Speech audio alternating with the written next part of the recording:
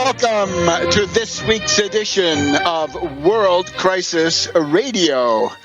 And this is Webster Tarpley speaking to you from a still intact Washington, D.C. Other political constructs are collapsing all around us, but we have to make sure that this one holds up. And we'll see what we can do about the rest of the world at the same time. It is now the afternoon of Friday, the 24th of June, 2016. That is to say, the world is still in shock as a result of the absurd and criminally stupid Brexit referendum. The poor British people, these downtrodden, beaten dogs, they are the most bankster-ridden of any country in the world. The number of banksters per 1,000 population in Great Britain is the highest of anybody in the world, guaranteed. Financial services, invisible earnings, and all that. They have chosen to leap into the abyss, of chaos and potential anarchy. And a century after World War I, we can now see the pathway towards a return of warfare to the European continent, which the European Union, whatever else you may think about it, there weren't too many wars in continental Europe since 1945, have not been. Obviously, Serbia and Kosovo, big exception, but that's still much better than the 100 years before that, right, which had all kinds of wars, including World War I. We're coming up on the anniversary of the massacre on the Somme, where the British ruling class, in the person of Field Marshal Haig, led a British army into a meat grinder. And something like that is happening here at the same time. The danger is chaos and warfare. How easy it is to destroy political institutions. The European Union, again, whatever you think of the financial arrangements, and they're not good, I'll tell you what they should be later on, but still, Brussels Eurogorks. You tell me which is worse, Brussels Eurogorks or the Battle of the Somme, July 1st, 1916. The British, 20,000 dead in one day. 20,000 dead in one day.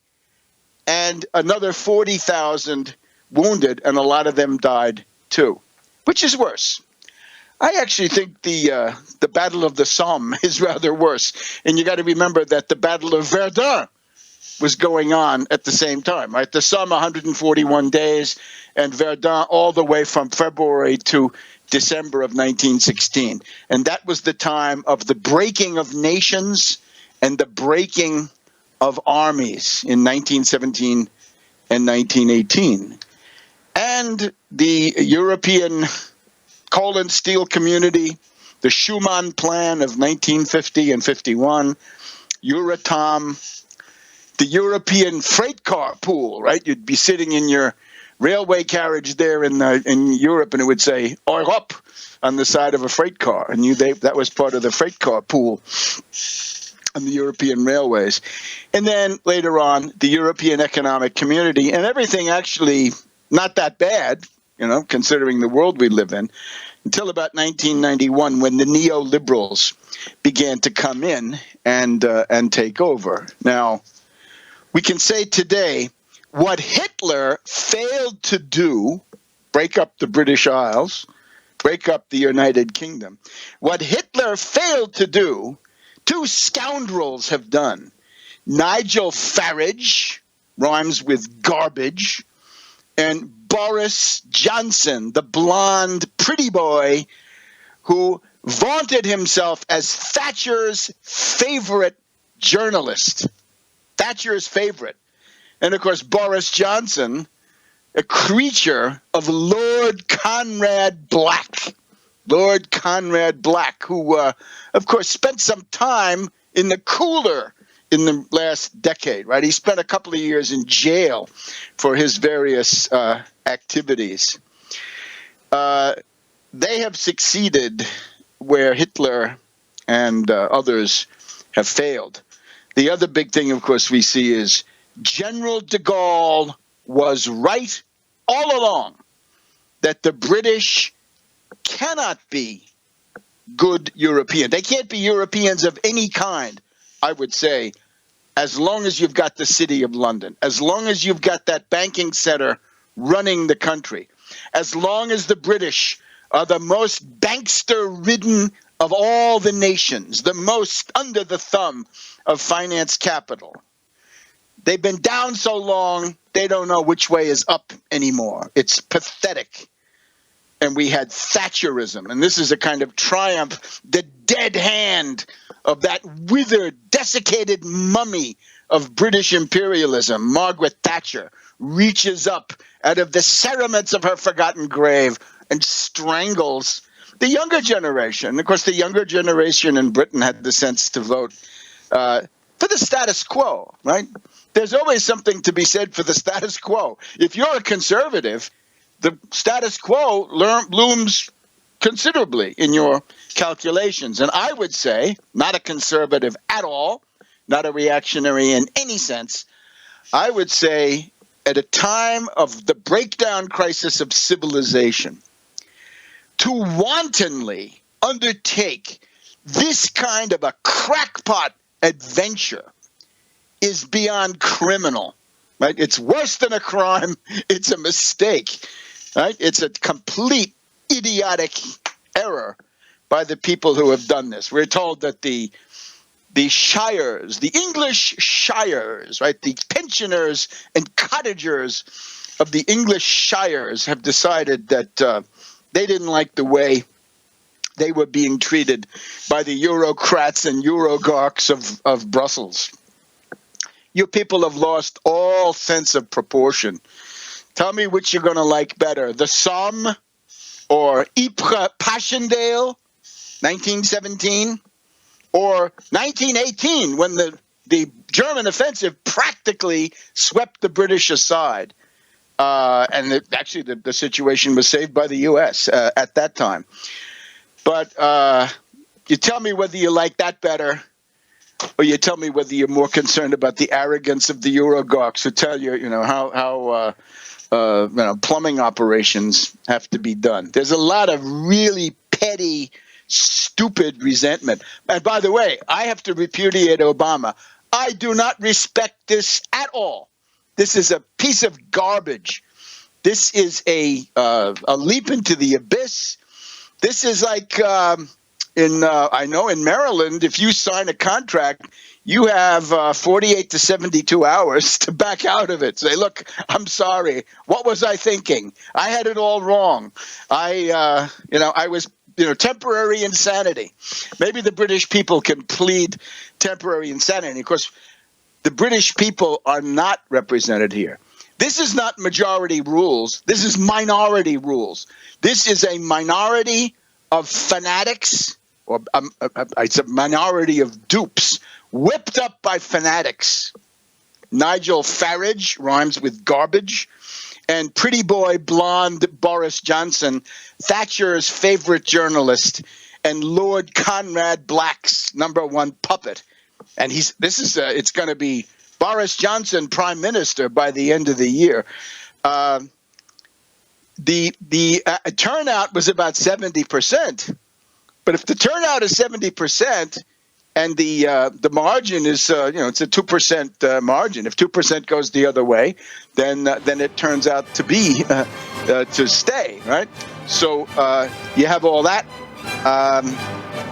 This result will not stand. Put it that way. This result will not stand. No respect for people who are temporarily insane, whipped up by these demagogues.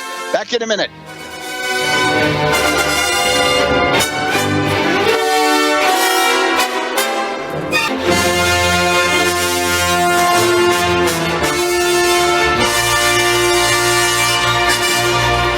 Welcome back to World Crisis Radio.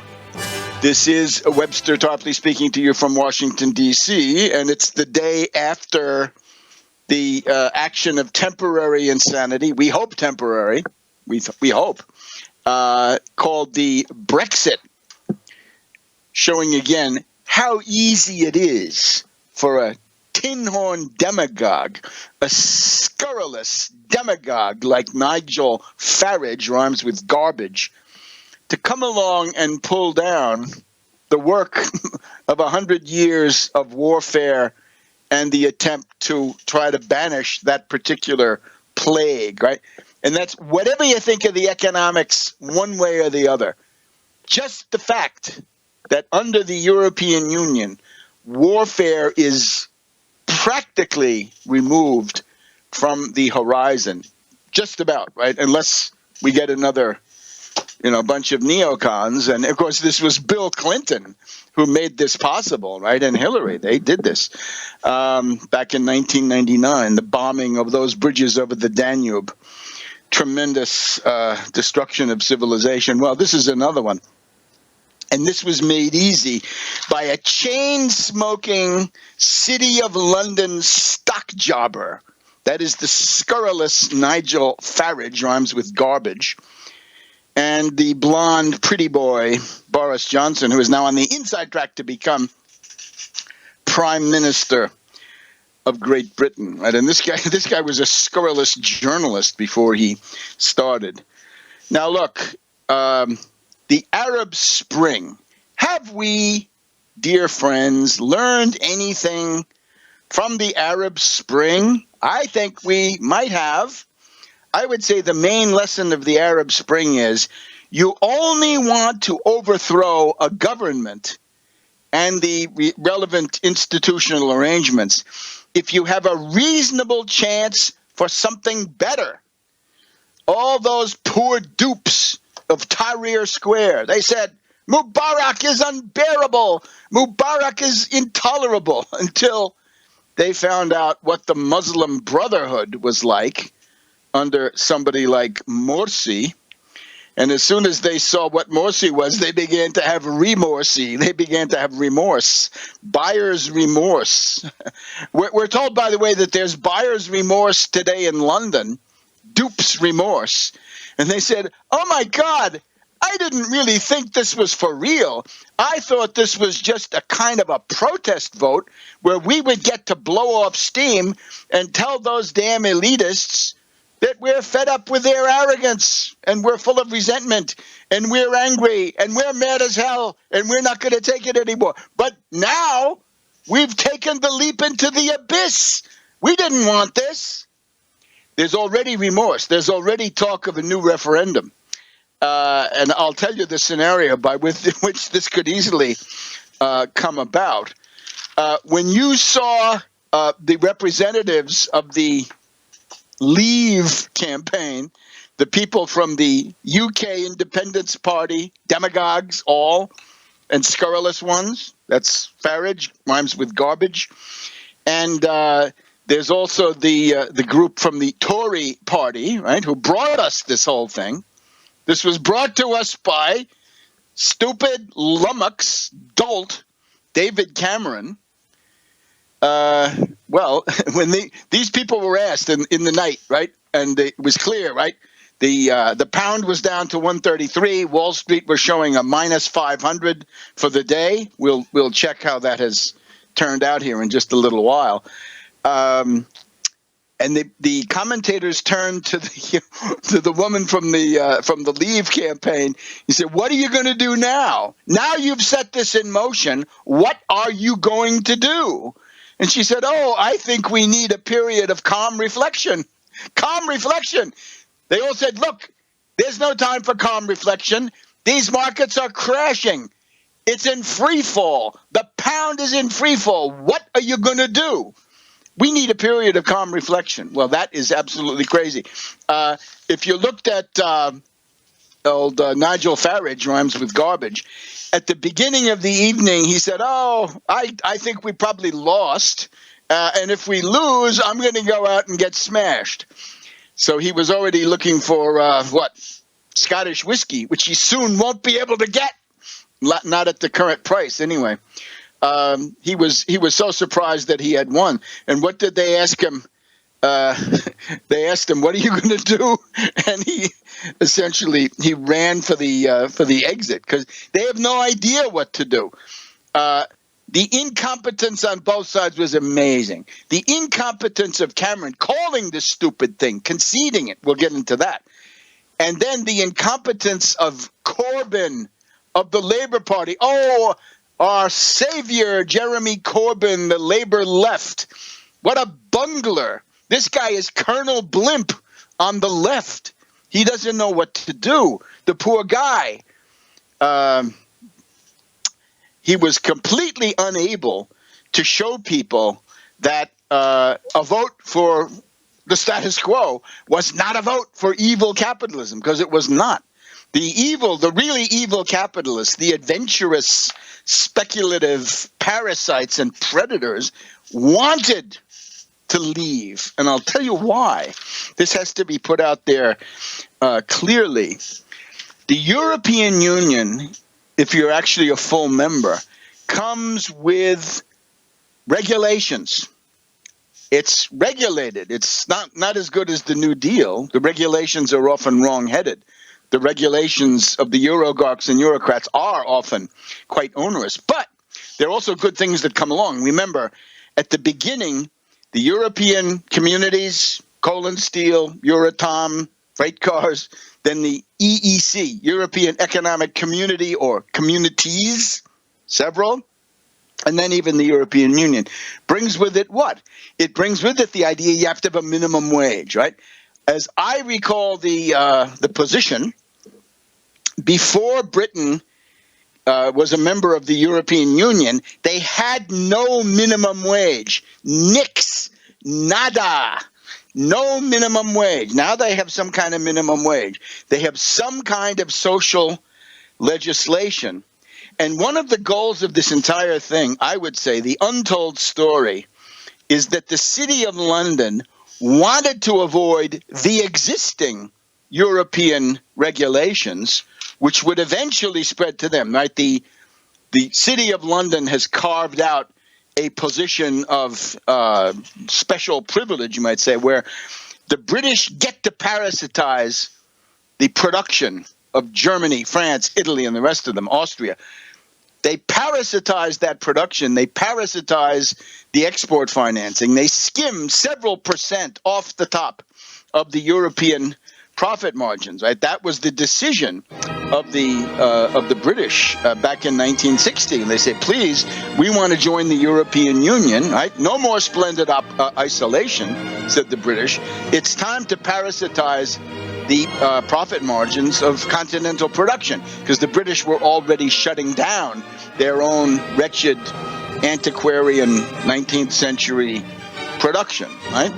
Would have been better to keep it, modernize it, but instead they junked it, right? And this went on. Dr. Joe. World Crisis Radio. Webster Tarpley here in Washington, D.C. on the afternoon of June 24th. So the City of London knew that the empire was kaput by the end of the 50s and the beginning of the 60s. They had been pursuing splendid isolation. The British actually had their own free trade zone of puppet states, the smaller continentals, right, from Iberia to Scandinavia to Eastern Europe. That was called EFTA, European Free Trade Association. But that was not helping because the big money was to be made, Germany, France, Italy, the larger countries. So the British figured they had to enter the European construct in order to be able to parasitize the financing of exports, in particular from Germany, but also France, Italy, and so forth, right? The countries that still had something producing something that the world wanted to buy. So the British had to enter. De Gaulle held them off for 10 years. He said, no. He said, you are a Trojan horse. You will never be part of Europe. You're a Trojan horse. He presented it, I think, effectively for the time, saying you're a Trojan horse for the U.S. You're not even Europe, right? You're a fake. And I would say by now the British are a Trojan horse for the City of London, right, for their own highly adventurous financial group, which in the meantime, the key part of it is allied with China. This is what we're going to get.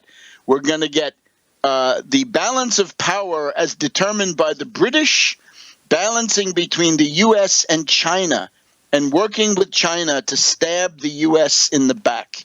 This is what they call the balance of power. Anyway, de Gaulle kept them out for 10 years, and that was important because the whole thing had to develop and consolidate and solidify, right? And the wounds of World War II had to be closed.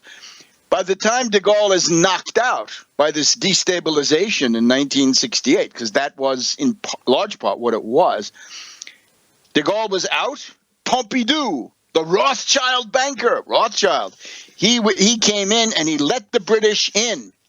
And as soon as they're in, they say, oh, we don't know if we want to be in. We have to have a referendum. So in, 1975, they have a referendum. So they're screaming to get in. You let them in. Then they have a referendum. That was the 70s. The 1980s, of course, was Thatcher, the reactionary battle axe. Thatcher, milk snatcher, right? She took the milk away from the kids in Yorkshire and Wales and in the coal mining towns, so that pellagra, rickets, and scurvy could come back because a free pint of milk every day was communism, said this despicable Thatcher. So you can see. And then in the 1990s, it went on, right? We had the British pound as the weak link for the exchange rate mechanism, which Soros then used to line his own pockets. And eventually we get down to the present day. Now, how did this actually come about?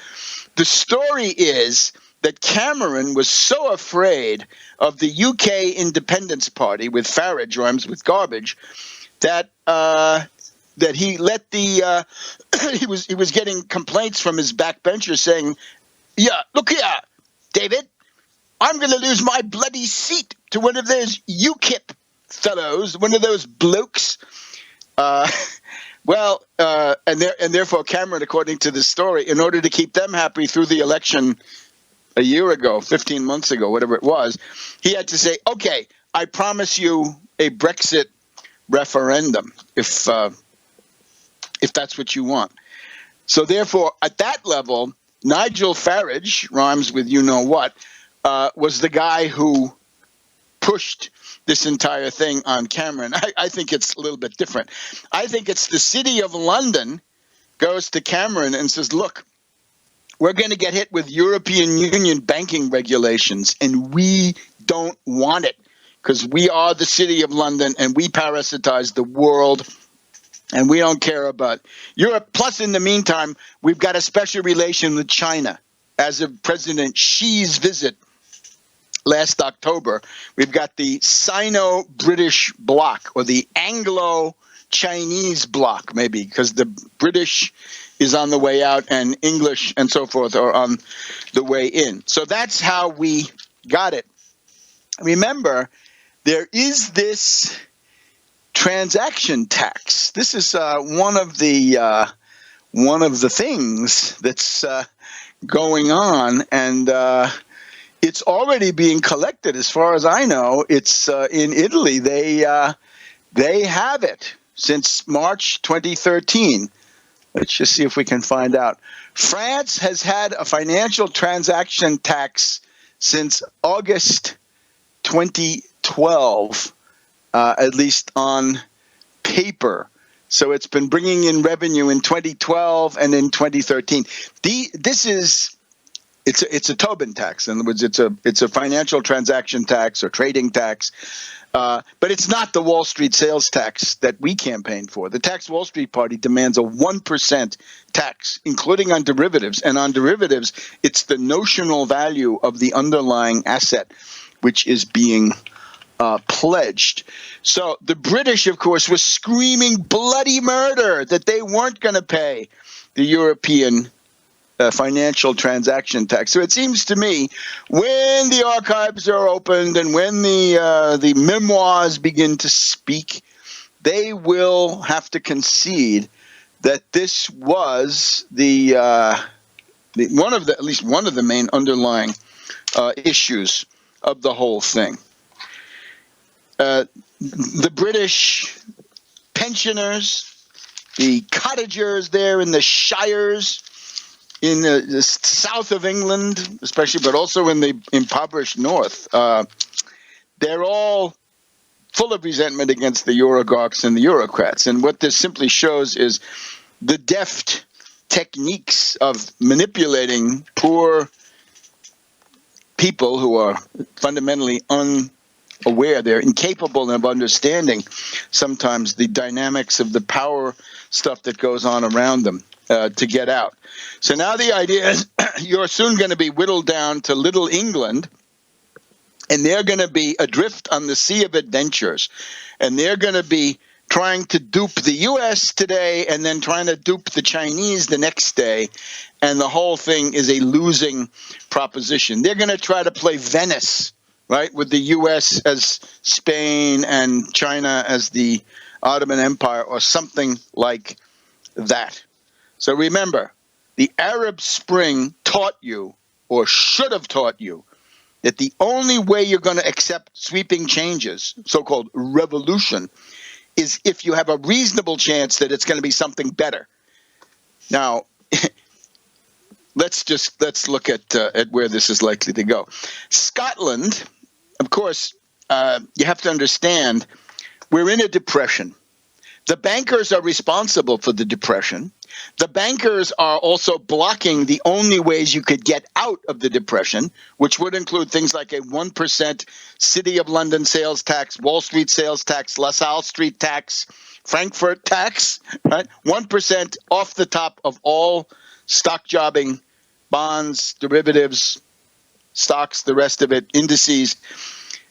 1%. That would essentially solve your budget problem. You can share that with the provinces, states, localities, and the rest. And then there's the question of these central banks. Then the central banks have got to stop acting as if they served only zombie bankers and only hedge fund hyenas. As a matter of fact, they should stop serving zombie bankers and hedge fund hyenas, and they should be providing capital at 0%. The cost of capital goes down to 0%, and the maturities are as long as they have to be: 50 years, 75 years, 100 years. For most infrastructure, it ought to be 100 years, and for that, you ought to build something that will last 100 years. That would be fine.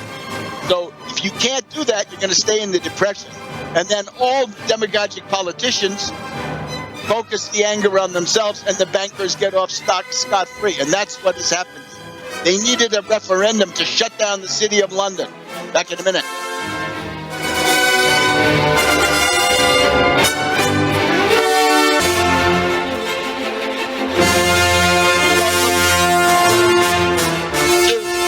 World Crisis Radio. Webster Tarpley here in Washington, D.C., 24th of June, 2016. So, Scotland has already been riled up, right? Because the obvious path for a demagogic politician is not to say, shut down the City of London, tax them, seize the Bank of England, reindustrialize the country, let's have infrastructure, let's have jobs, let's have education, paid for by the Bank of England and paid for by the City of London. Oh, no, that's no good. What you've got to base it on is some kind of backlash vote for low information voters. So we've had this agitation around Scotland, right? And they're telling us, oh, if we can only have independent Scotland, then we'll have singing tomorrows. And of course, this is a lot of haggis. It's a lot of baloney. Because if you don't attack the power of the bankers, you get nowhere. If you're not fighting bankers, you're spinning your wheels. It's pointless. The bankers are your enemy. These politicians are simply the Cape, right? Don't attack the Cape. Attack the Matador. And the Matador is a City of London financier who is predatory and parasitical, and now they're going to get more power. So, Scotland, we had the referendum a year and a half, 2 years ago, which did not succeed. But now, since Scotland has voted overwhelmingly to remain inside the European Union. They vote for Remain. And we've also got about a 5-point margin in favor of Remain in Northern Ireland. Both of those territories may break off. And of course, with Northern Ireland, right, the British have been fighting to keep control of Northern Ireland, right? Well, right now, Northern Ireland, which is going to be non-EU, is going to have a border with EU Ireland. And that's going to be a hot border before too long, whereas England and Wales have voted to leave. Now, Wales, I guess Wales, they just it never caught on, right? Those poor coal mining communities, well, who knows? European Regional Fund did a lot for them, and they're not going to get that from the city. They're not going to get it from Boris Johnson. And then England. Now, England, of course, is now right-wing territory, right? I'm so happy that in Leeds, the Remain won by a small margin. But even in Yorkshire, the foolishness and confusion and disorientation led to Yorkshire voting to leave, which I think is an example of clinical insanity.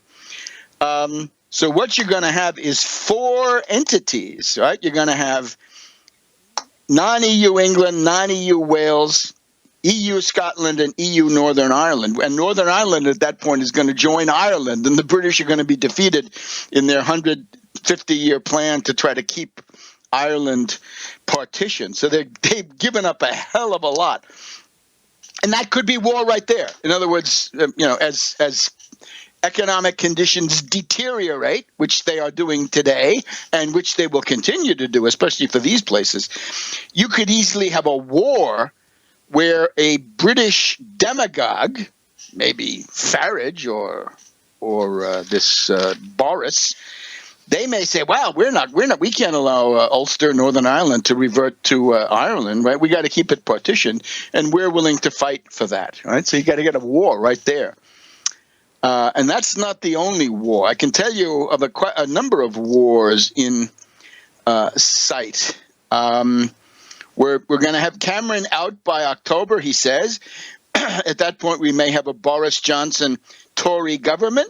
If they have a snap election in October, November, will the Conservatives be strong enough to have that government themselves? Or will they need Nigel Farage and his UKIP demagogues, the scurrilous brigade? Now, here are a couple of other things. Gibraltar. Gibraltar was stolen by the British from Spain in the War of the Spanish Succession. I think we're talking 1703. Spain has never accepted the British occupation of Gibraltar. Now, these characters, right, the Boris Johnsons of the world and the financiers who pull their chains, don't seem to realize that if you break up the British, right, you're not going to have your Scottish naval bases. You're probably not going to have your Scottish North Sea oil money coming in. So maybe Britain is going to be so weak that the Spanish say, well, let's have a go at them, right, after 300 years. The information I have is that already with modern weapons, it would have been possible for Spain to conquer Gibraltar with a coup de main 100 years ago, right? And Edward VII knew that. So Edward VII had to arrange some dynastic marriages so that he could try to keep the Spanish from attacking Gibraltar. It's amazing the Spanish didn't do that during World War I. It's amazing the Spanish didn't do that during World War II, but they didn't do it. But now they might do it, right? This might be third time's the charm, or something like that. Oh, and then we have places like the Malvinas, right? The Malvinas, in my book, are what they call the Falkland Islands.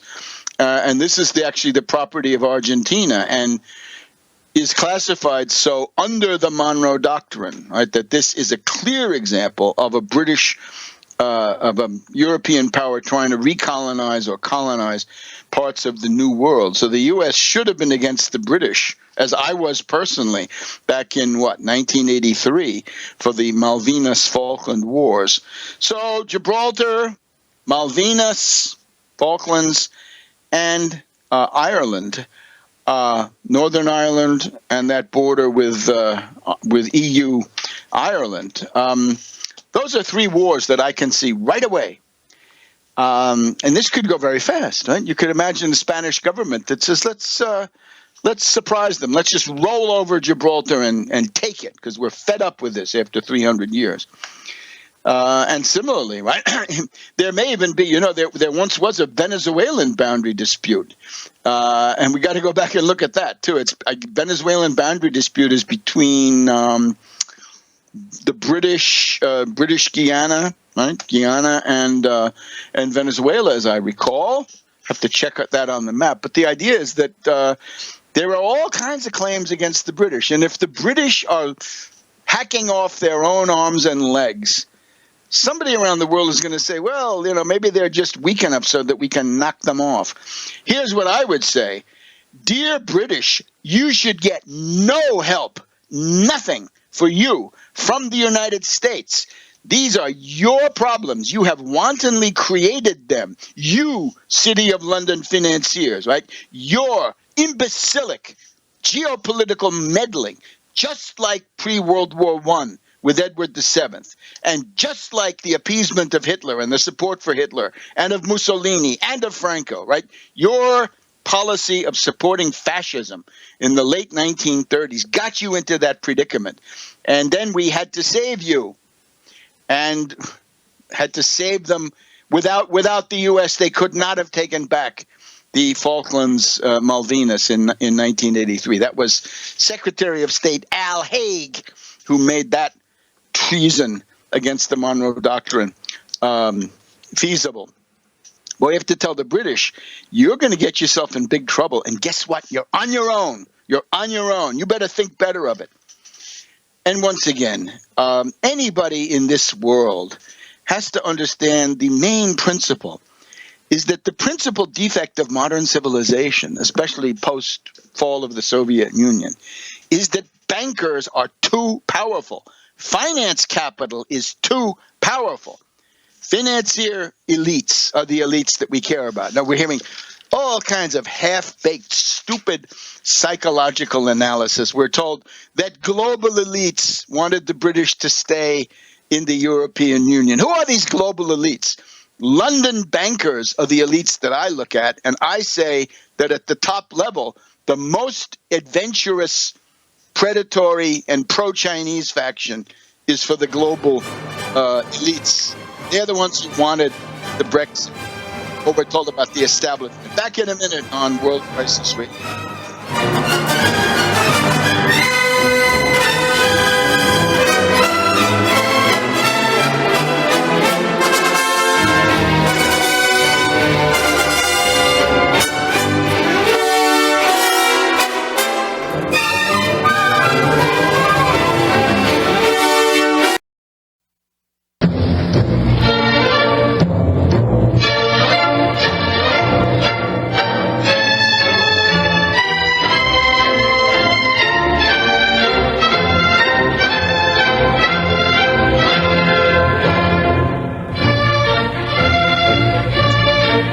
Welcome back to the second hour of World Crisis Radio. Webster Tarpley here in Washington, D.C., 24th of June. So the power of the bankers has to be broken. And the problem is now, especially if Scotland splits off, England by itself is a reactionary zoo. I'm sorry. What else can we say? It will be the Conservative Party ruling. It'll be a one-party state under the Tories with the spirit of Thatcher, Milk Snatcher, and this stupid Cameron, and then Boris Johnson, the irresponsible demagogue who doesn't know what he's going to do, even though he's set this Frankenstein's monster into motion.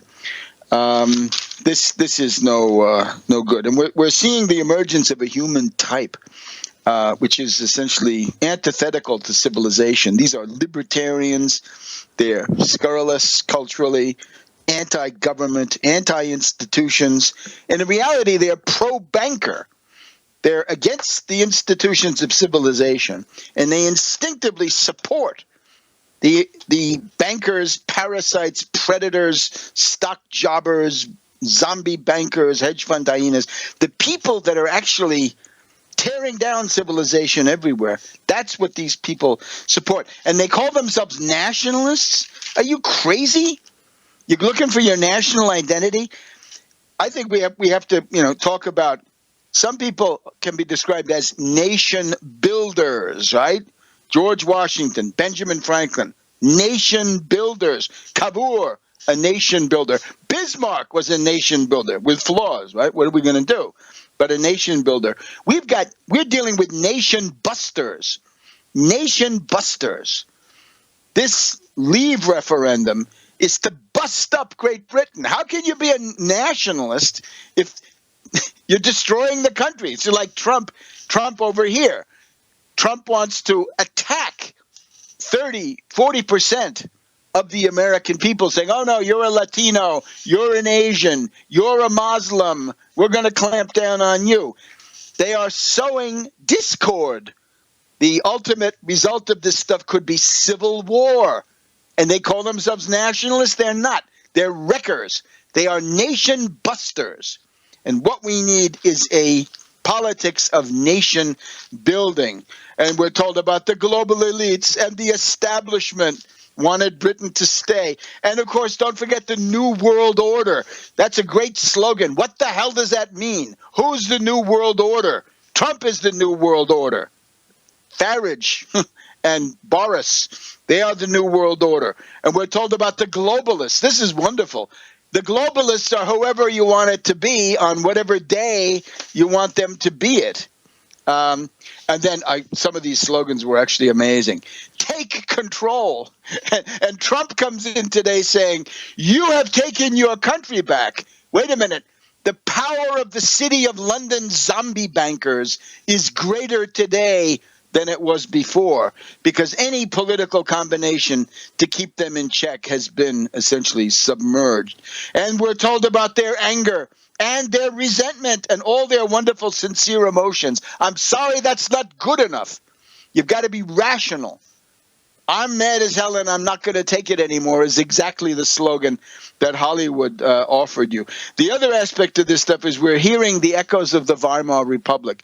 One of the problems of the German Weimar Republic, 1919 to 1933, was what you could call hyper democracy, right? They had been deprived of representation for so long that they said, well, the purpose of government is to represent what we like and don't like. Sorry, that's not the function of government, because there's a moment of that. There's a component of having people choose who they like. But ultimately, a viable political system like the American one undoubtedly is, as it is, forces the creation of a majority and a government. In other words, it realizes that after all the democratic self-expression is done, there's got to be a government.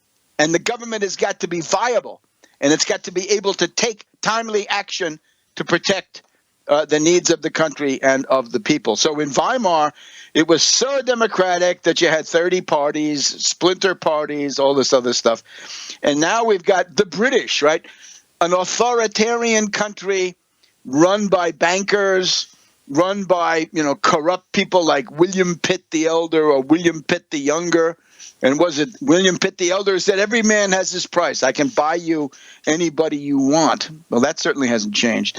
Those guys ruled, but now we've got the idea that these confused little people out in the shires, right, Somerset or Kent, right, they're supposed to be able to say no to Europe. Now, I have to deplore the reaction of Russia. I think this is, again, tragically mistaken. I think there is an idea in Russia that right-wing governments in the West are best for Russia. That is wrong. That flies in the face of history. The sincere friends of Russia, starting right here, are essentially moderate leftists. They're in the Franklin D. Roosevelt New Deal tradition, right? The people who actually helped Russia get through World War II with timely and decisive deliveries. That was Franklin D. Roosevelt, Harry Hopkins, and people like this. And they were not reactionary Republicans who never would have done it, and who then, regretted it all through the McCarthy era. Gloating is a big mistake. Schadenfreude is a big mistake. I have to refer, unfortunately, sadly, to the experience of the Communist International, the executive committee of the Communist International under people like Zinoviev, Radek, and so forth. They got the situation in Germany wrong. Their doctrine that social fascism of the Social Democratic Party was the main problem was wrong. The Nazis were the main problem, but that's not what the Communist Party said. Similarly, in Spain, this was mishandled.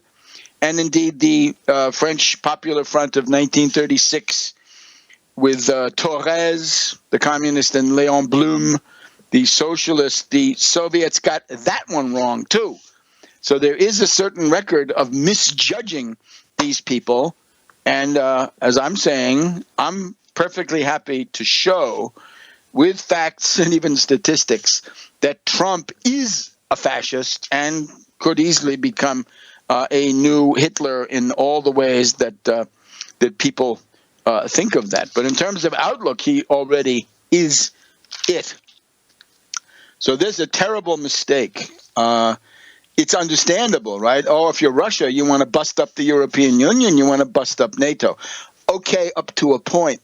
But you got to find ways to do this which don't make the situation worse, as far as I can see, in the short, medium, and long run, which is what we've now got.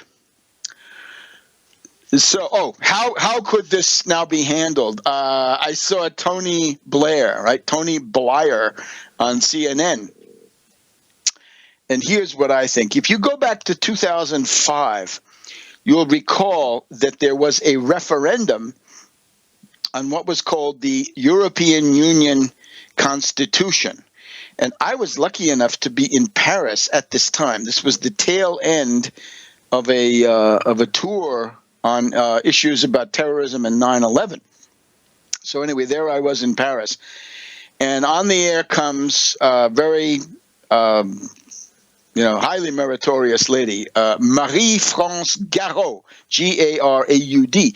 And she comes on there and she says, this Constitution is oligarchical. Back in a minute.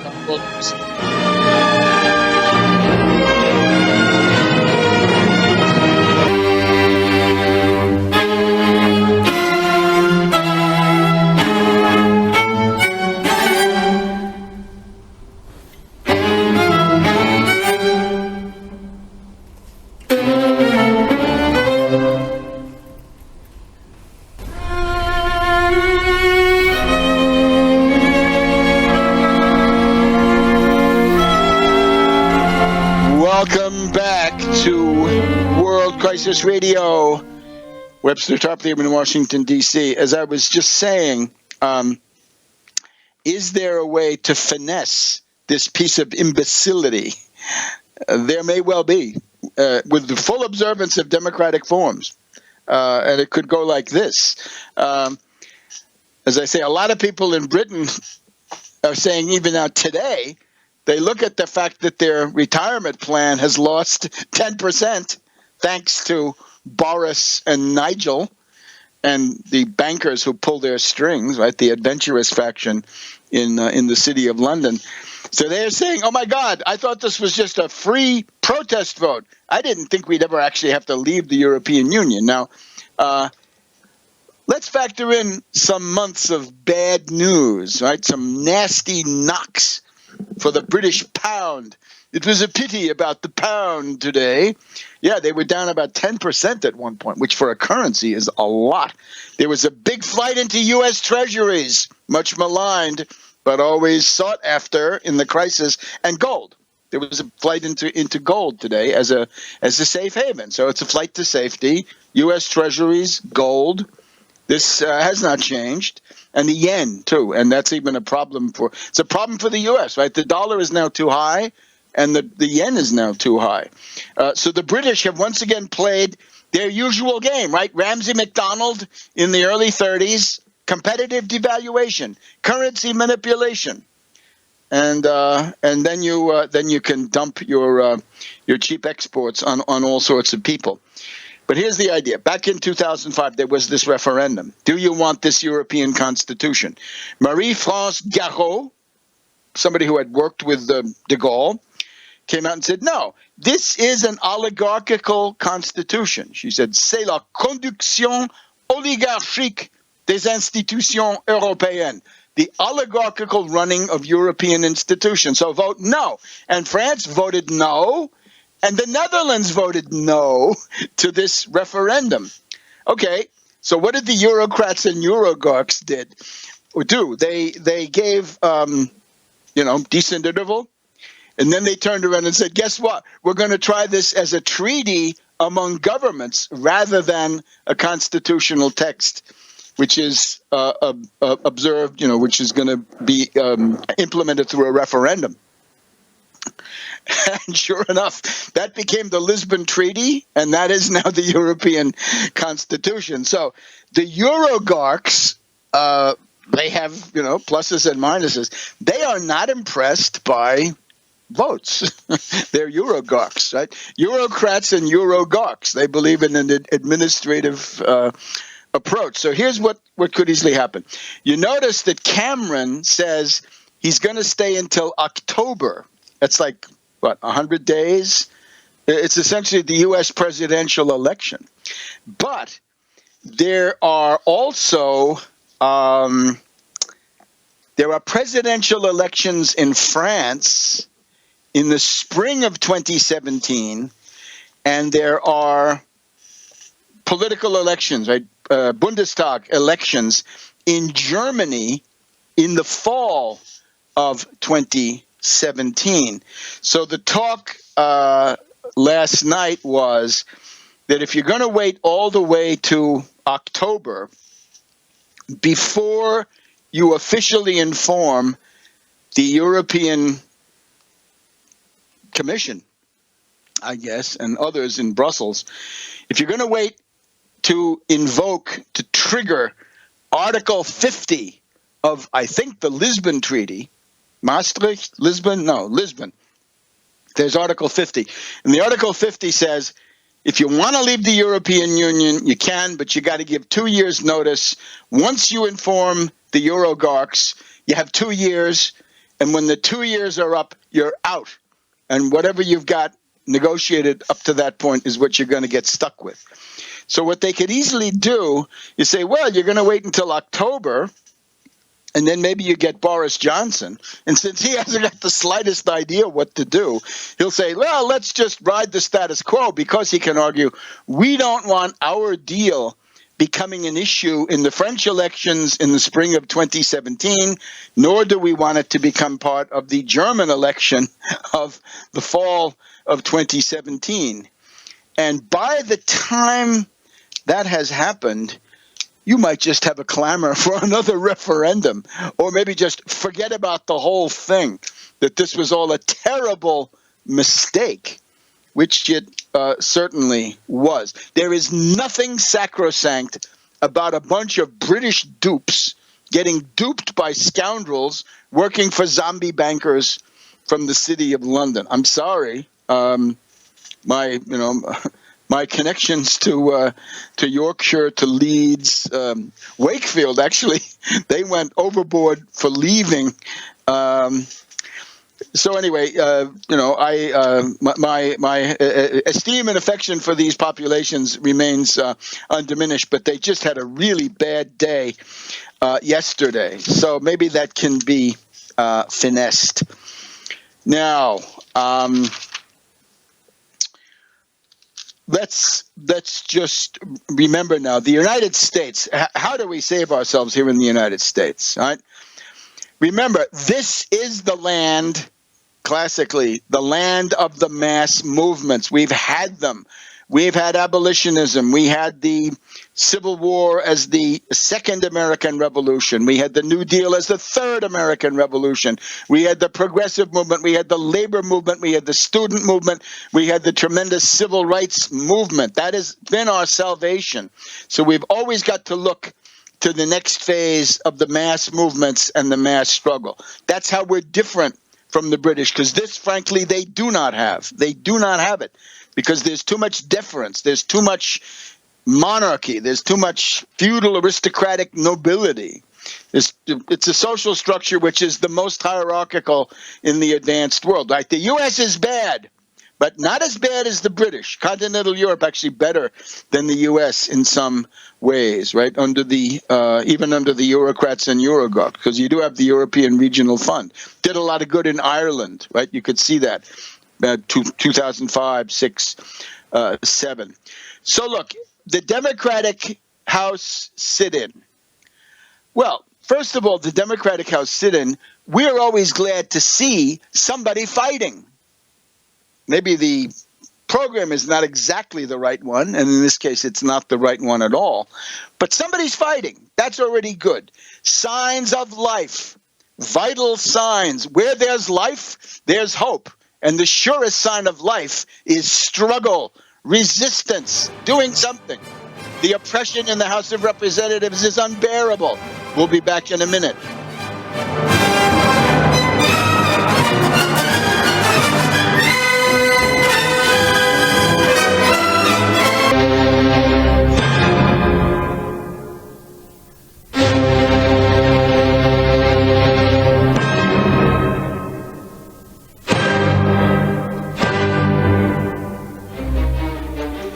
Welcome back to World Crisis Radio. Webster Tarpley in Washington, D.C. So the Democratic House members, right, about 100 of them, led by John Lewis, who's obviously a fine man, a veteran of the Edmund Pettus Bridge in Birmingham, Alabama. This was the Freedom Summer. This was the March and so forth. An excellent person, joined by Congresswoman Clark of Massachusetts. The representative of the Pelosi leadership seems to have been Congressman Crowley of upstate New York, and a bunch of others, right? Cicilline of Rhode Island, and so forth, right? So it was the first sit-down strike in the history of the House of Representatives. Good. The sit-down strike. Typically American, Schenectady, 1906, the sitting down in the General Electric plants to assert your rights. And, of course, the great sit-down strikes in Flint. Imagine this. Flint used to be known for successful, victorious labor struggles under the United Auto Workers, Walter Reuther, and the rest of them. These workers took over some of the buildings of the Ford plant. He probably would have been happy to use, 180 millimeter howitzers on them, but he couldn't do it because that was his factory. Would have destroyed all of his machine tools in the process. So even Henry Ford, General Motors, the rest of them had to capitulate. They had to capitulate, meaning accept the idea of a union and that you have to do good faith collective bargaining, or else you're a dirty, exploiting, bloodsucker enemy of the people. So that idea was implemented there. So the wonders of the sit-down strike are great. There was a lot of that also in the French general strike, June 1936. There was a mass strike in France, which also involved some pretty good sit-ins. And of course, the Italian occupation of the factories, 1921, I guess. The so-called is the Red 2 years, right? The Biennio Rosso. So there we have the Italian workers occupying those factories. Very, very effective. So that part is all fine. But now you have to ask yourself, is the gun issue really the main issue? And I would say it's not. It's not. It's not the main issue sort of objectively. And the reason for that is the survival of American civilization is impacted to some degree by guns, but this is not the main thing. I'm sorry, it's not. The main thing is, will you get an economic recovery? Will you be able, on the one hand, to impose taxation on the Wall Street predatory speculators? And this is, of course, the 1% Wall Street sales tax, which we campaign for. And secondly, and this is really the bigger sort of long-term issue, can you force the Federal Reserve System to stop acting as a central bank that serves financiers and predators and parasites? Can you force the Federal Reserve to start acting like a national bank, a Hamiltonian national bank? First Bank of the United States, 1791 to 1811.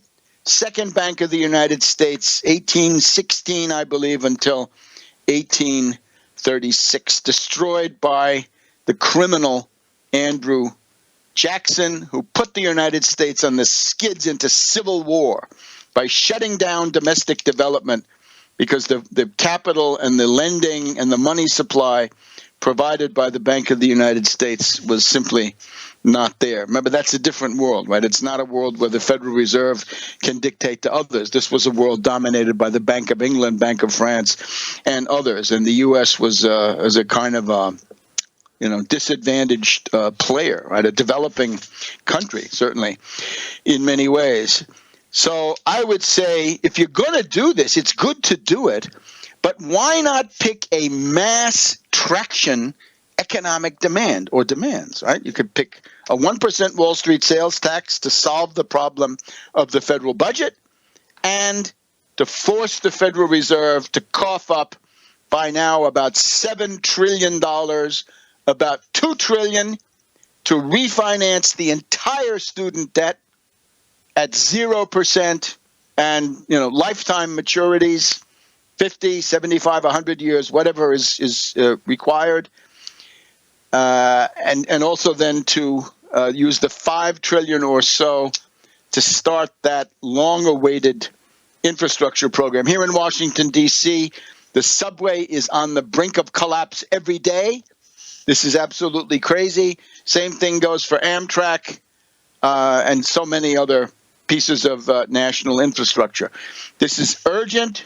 This is the life or death of the United States. You could have a thermodynamic breakdown, and we've seen pretty much what that looks like, right? Where everybody in Washington is cringing that the Safe Track program is going to come around and cut off the branch of the Washington Metro subway, which they need to get to work. So this is just, it's a disaster. The Federal Reserve has to be requisitioned, commandeered, nationalized, forced to cough up national credit creation for job creation. Why not go to the floor of the House with that? And here's the difference. Gun control is a wedge issue. What are you going to get on gun control, even under the impact of these tragic, catastrophic events, massacres?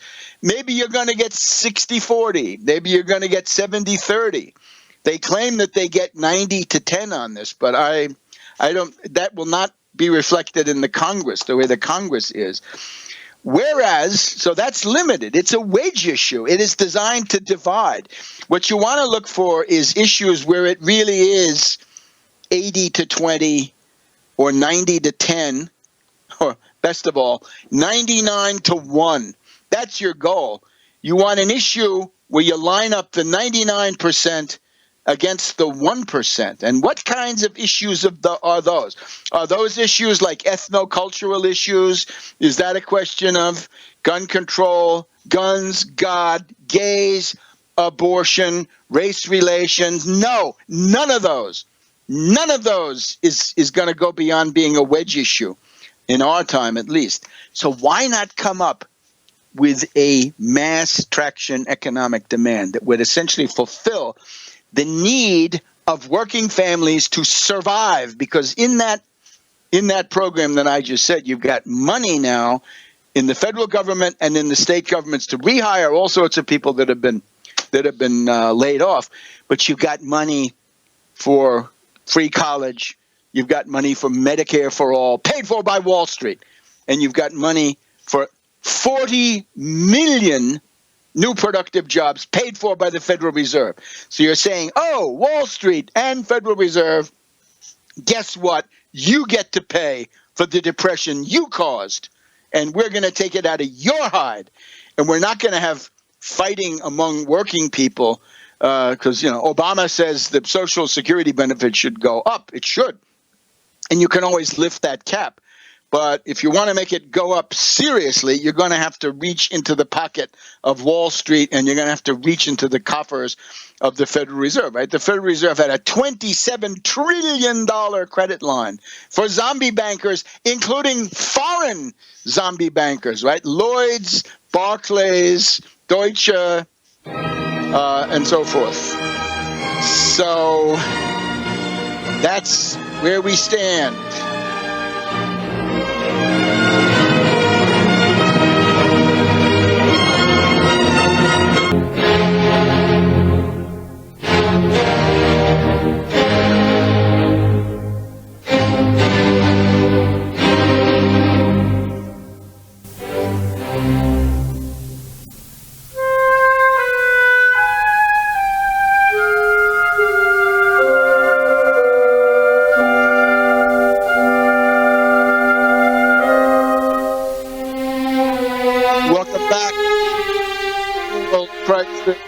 Radio. Webster Tarpley here in Washington, D.C. Now, I'm just looking at the Dow Jones down 611 points. Thank you, Boris. Thank you, Nigel. NASDAQ down 200 points. S&P 500 down 76 points. Perfide Albion. British treachery. And unfortunately, the timidity and stupidity of a lot of little people who just have very little clue what's actually happening. And some of them have even come out saying it today. Oh, my God, I didn't realize this was for real. I thought this was just a piece of, letting off steam. So, look, here's the idea. It's good that the Democrats are fighting, right? And certainly Ryan is a raving reactionary. Ryan wants to destroy the social safety net. This guy he's out of Dickens. He's a Scrooge from the 19th century. He's actually, as my theory always goes, he's actually a submarine for the John Birch Society, that kind of reactionary. So he's got his agenda. Oh, my God, the House agenda. God save us from that. It's another good reason to oppose Trump is that Ryan says Trump is going to help him bring about his agenda. But look, I can understand rebelling against that kind of a lockstep, right? That heavy-handed rule of the reactionary Republicans now allied with an outright fascist like Trump. But look, gun control is not the ideal issue, simply because it's always going to be a wedge issue, and you're never going to get the kind of overwhelming superiority that you need. Whereas if you get out there and explain the Wall Street sales tax and explain the nationalization, federalization of the Federal Reserve, you can get, maybe you can't get all the way to 99-1, but you can get a lot closer with mass traction economic demands, because you say, look, you want Medicare for all, you're going to get it. We want to restore unemployment benefits. You're going to get that too. You want to increase Social Security benefits. All of the things that civilized humanity would need. And who's going to be against those? Well, a tiny clique of financiers. So forget about wedge issues for your sit down. Get mass traction economic issues. Now, here's another way to look at this situation in Europe. 100 years ago this week, right now we're recording on the 24th. So it's 100 years ago this week that we've got the Battle of the Somme, S-O-M-M-E, and it is a river in the northern part of France. And this was the choice of Marshal Joffre and General Haig for the British to have the big British, French, and British Empire, right, Commonwealth, offensive for the summer of 1916. And it was originally going to be an attack with about 60 to 70 divisions, a huge attack. But instead, the bear blew first, you might say, and the German army attacked at Verdun starting in February, which meant that most of the French army had been drawn off to go into the meat grinder at Verdun. And that left the British and the Commonwealth, along with a significant French force, to attack on the Somme. And the first day was July 1st, 1916. So there had been a bombardment. The bombardment actually started 100 years ago today. Right? It was a 7-day bombardment. And the British had also dug tunnels, like the crater, Petersburg crater, summer of 1864. Well, they did the same thing. They dug tunnels, mines, under the German fortifications. And then at a certain moment, they blew them up. Because they blew them up, and then for 10 or 15 minutes, nothing happened. And this was a dead giveaway to the German officers that the attack would come at those points. So they were able to send in reinforcements. The story of this is an amazing account of oligarchical stupidity, primarily by the British Colonel Blimps. The French had learned all sorts of lessons. They were not this stupid by this point. Although sometimes they were, but at least in this sector, their attack was a success.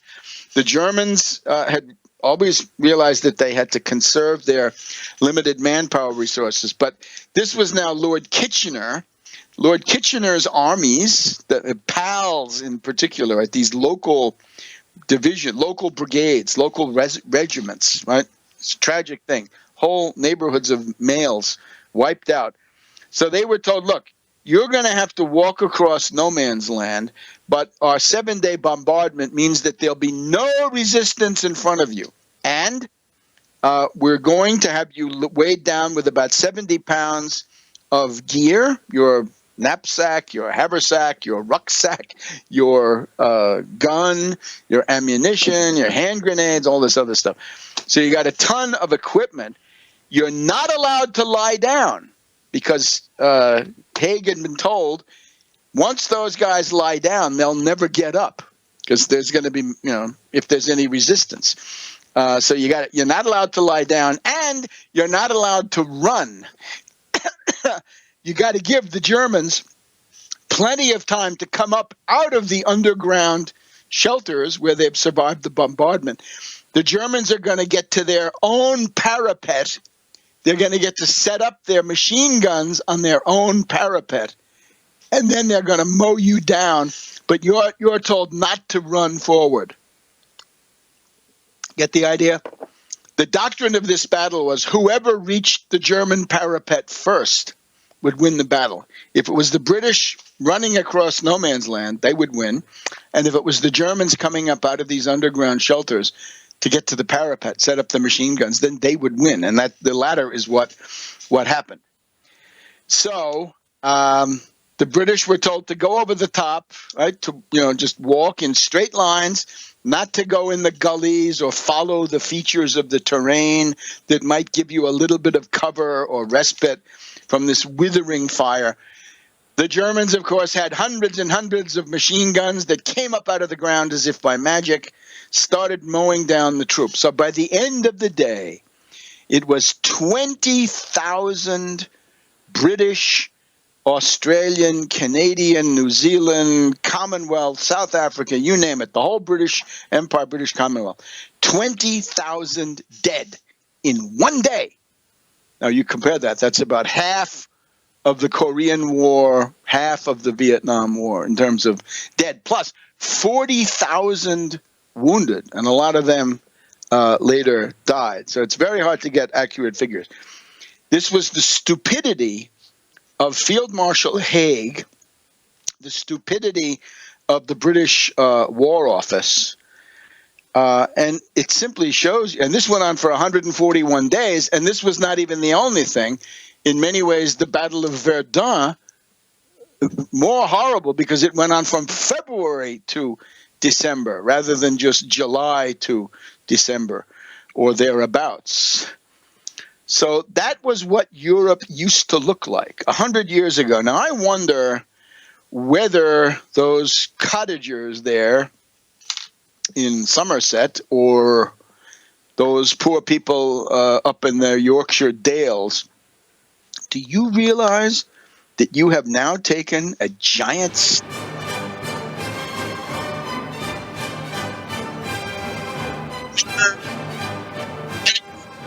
you better think better of this fast. You're going to be heading into 1917 when nations and armies not pretty at all. Don't listen to Nigel and Boris. Better you should listen to me. Back next week on World Crisis.